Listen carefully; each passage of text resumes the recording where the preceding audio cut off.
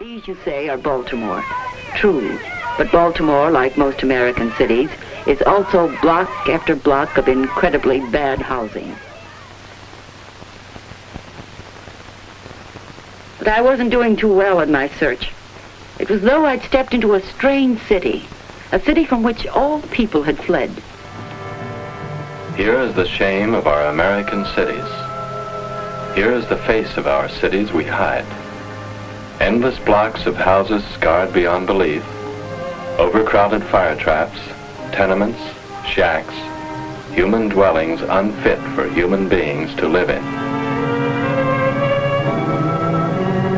To the people of Baltimore, such conditions were impossible, but there they were, as common as the daily paper.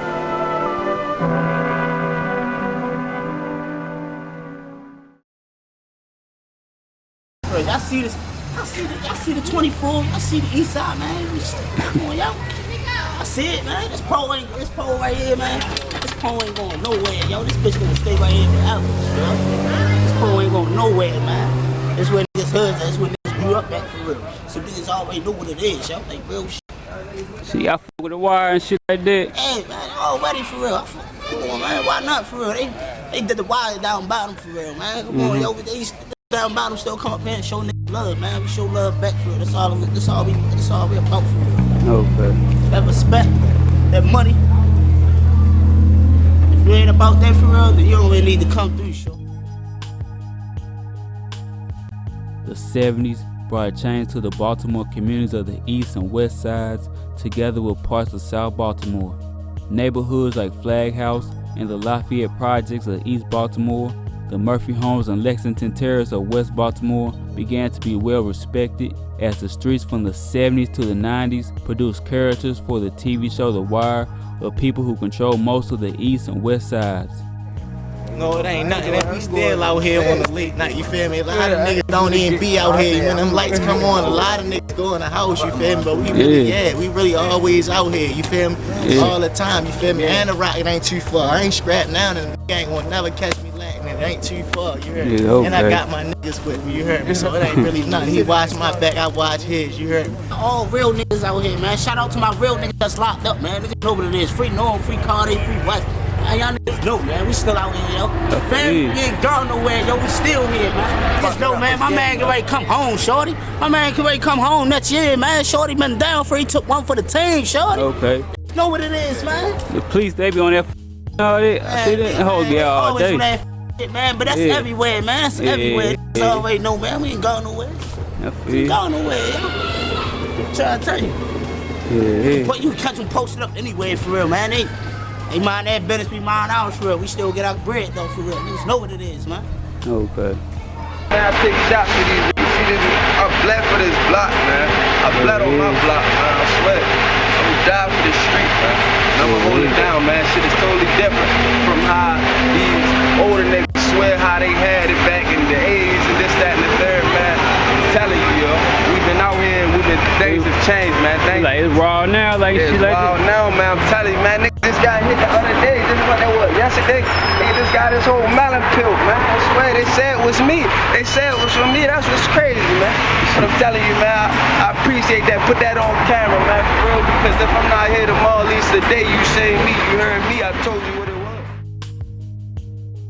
Baltimore, a city that some say has one of the worst drug problems in the country, has been seen nationwide through The Wire, even though most episodes were what the streets were like around the 1980s and 90s, while being filmed in the 2000s when people became more independent from the days of a few people controlling most of the city. One thing that is true is the corruption within the police department. Although crime has increased since the 60s, especially after a number of jobs in the city relocated to different regions, the biggest problem in the city is the police presence that has increased during the 2000s, which includes helicopters and patrol car spotlights shining on people outside, cameras posted on different corners, new enforced laws make it difficult to receive employment, or entire neighborhoods convicted after previous mayors enforced these rules, even when they were convicted on crimes themselves. Shit, 24 for Grand Mountain Avenue, man. I swear, Real street niggas, man. I'm telling you. We out here, we get it out the mud, man. I swear. We get it out the mud, man. I swear it's big narcotics out of Prada bags, man. I swear, man. Man, niggas will get their whole noggin split, man. They get their whole melon peeled, man. For real. For anything. For any small thing, man. Niggas get it by any means out here, man. You know, hit a lot of licks, man. Get rich, man. Swear, 1 minute you got it, next minute you don't, man. Swear. You know what it is, man. Jim B, man. Like, shit get real out here, man. Like, real shit for real, man. Like, niggas know what it is, man. Y'all see my niggas right here, man. We all out here, man. We ain't going nowhere. Sure, niggas know what it is, man. Like, real shit. Okay. Lot of street niggas, man. Dead and gone, man. Lot of street niggas, man. Ain't okay, man. You feel me? Some of y'all niggas out there for real that claim y'all real for real. Y'all ain't saying real yet, Sean. Y'all ain't saying real yet. Once y'all step right here, y'all niggas gonna already know for real what real is, yo.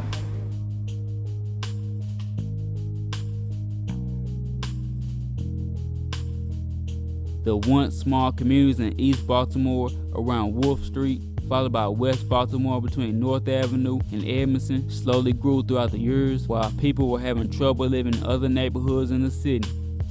As more and more people moved to the city, West Baltimore's Pennsylvania Avenue became the heart of Baltimore's black culture. Not until the 50s was the city desegregated. The housing projects for black families were placed in the middle of their community and destroyed more housing than created, while the projects for other families were placed on the outskirts of the city other than the Latrobe and Perkins homes. One of the first communities that were built for the black population in the city was Cherry Hill. Today, with some blocks being completely vacant, old residents of the city are moving to Baltimore County.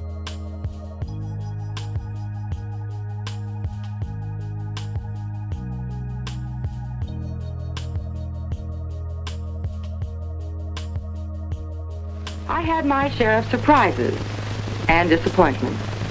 I met with indifference at times, with refusal to cooperate on the part of landlords, and I met with indifference, refusal to cooperate on the part of tenants. But for such cases, whether landlord, tenant, or owner-occupant, I knew that I had an ally. The situations too difficult for me or my block captain could turn to the hard-hitting machinery of the housing code. Well, Mr. Gary, welcome back for the third time. Your Honor, I stand on my rights as an American citizen.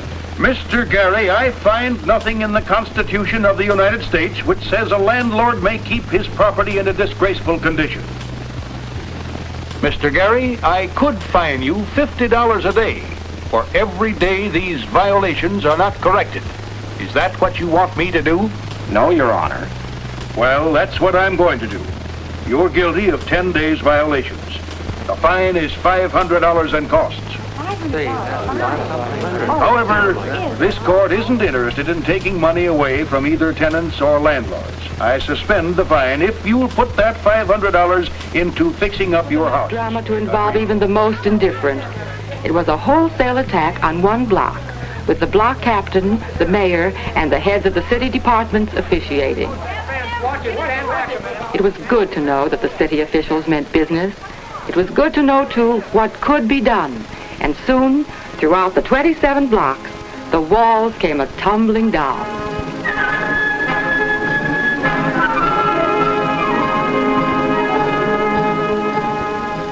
And then after the tearing down, the rebuilding, the repairing.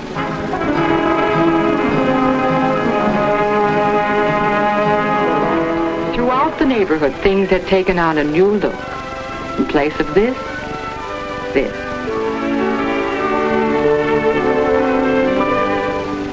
Blighted backyards had become flower gardens.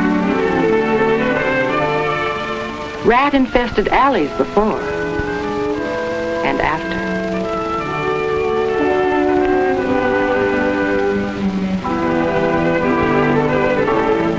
Cluttered backyards before and after.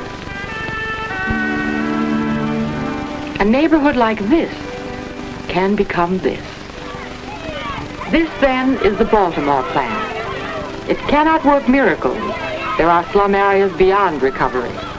But for those areas worth rehabilitating, the Baltimore plan can work.